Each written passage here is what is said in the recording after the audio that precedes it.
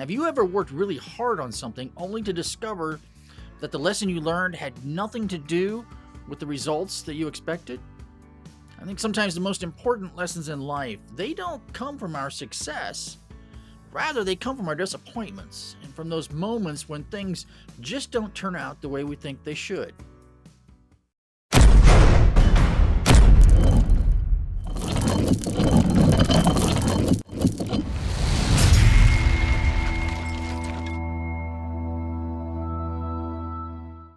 Hi, welcome back to the channel. My name is Johnny. This is a place where faith intersects with leadership and encouragement. And today's video is actually a personal story of mine. It's one that I wrote about in the 434 effect, but I also want to share it with you. I've told the story many times. It's one of my favorites because it reminds me that sometimes the greatest lessons in life come when we least expect them.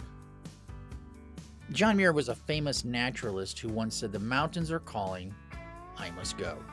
And if you've ever been to the mountains, you can understand what he's saying. Years ago, I spent some time with some friends at Shenandoah National Park, and that's where I discovered that climbing a mountain can lead to some very interesting lessons.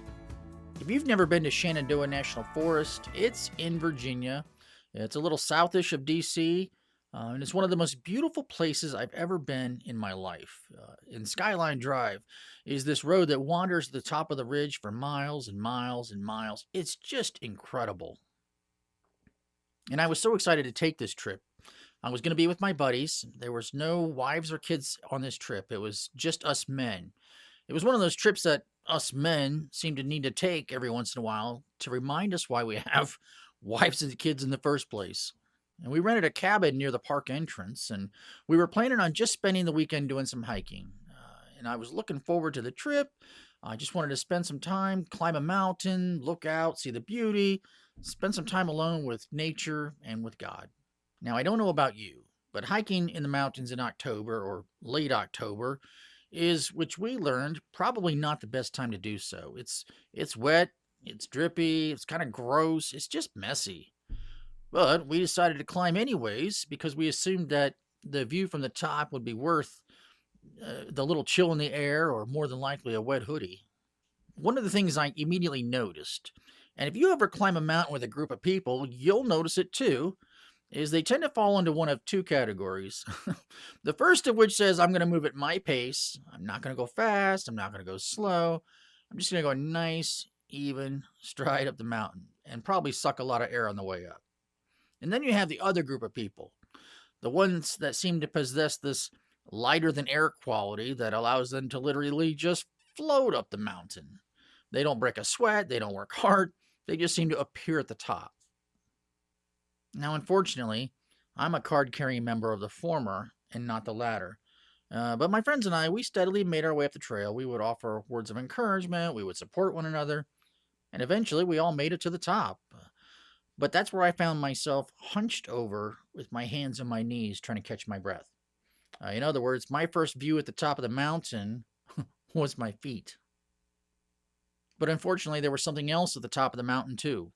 And what I didn't expect to see was this gray swirling fog out over the valley.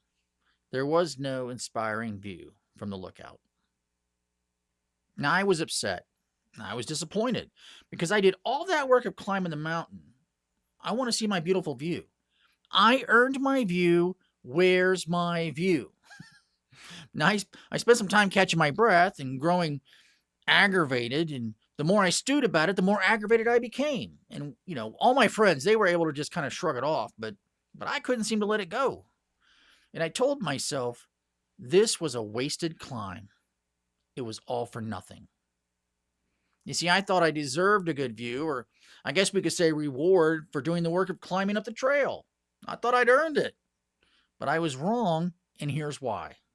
You see, on the return trip down the mountainside, God poked me with a little bit of wisdom. And he said there are other reasons for climbing a mountain besides a pretty view at the top. Climbing a mountain will make you stronger. It will also teach you perseverance and remind you how good it feels to accomplish your goal. And by the time I got to the bottom of the trail, I'd cooled off enough to say, "Point taken, God, point taken." But there's another lesson to learn here as well. I mean, unless you live in a very specific part of the country, it usually isn't a literal mountain that we're climbing. Sometimes it's not a literal mountain that we're facing. I mean, sometimes the mountain might be a spiritual battle that we're fighting. The mountain might be a tough time in our lives. It might be professional, it might be personal, it might be spiritual. It could be any of the above, or it could be all the above.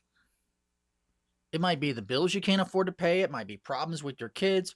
It might be relationships or the death of a loved one that you're struggling with. It could be mental illness, unemployment, parenting issues. The list goes on and on and on. Sometimes we get so consumed by our mountains that we forget the chief objective. Remember, climb the mountain, don't carry it. Are you climbing a mountain right now? Are you struggling to catch your breath as you're walking up the trail? You're looking for a level place to rest, but all you see is a climb up, up, and up.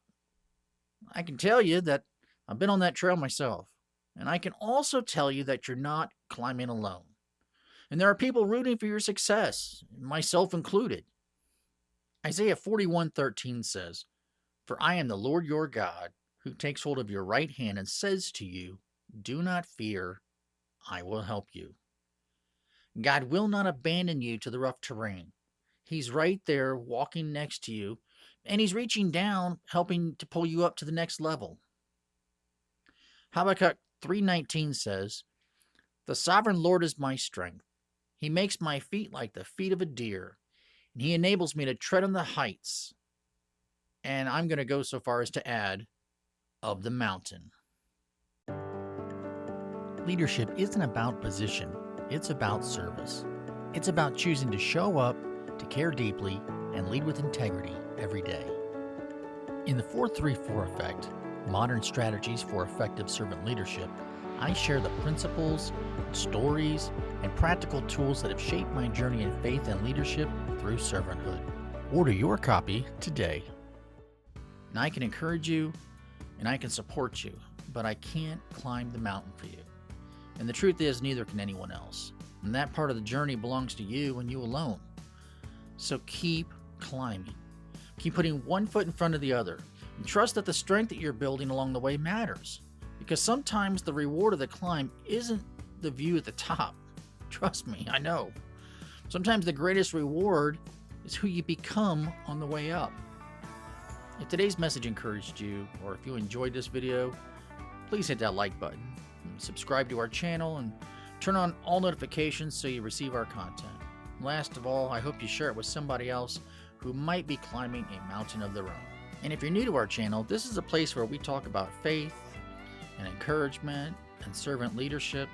Speaking of which, if you want to catch our ongoing series, Servant Leadership 101, you can either click this link or this link to catch up. So remember, climb that mountain, don't carry it, and I'll see you in the next one.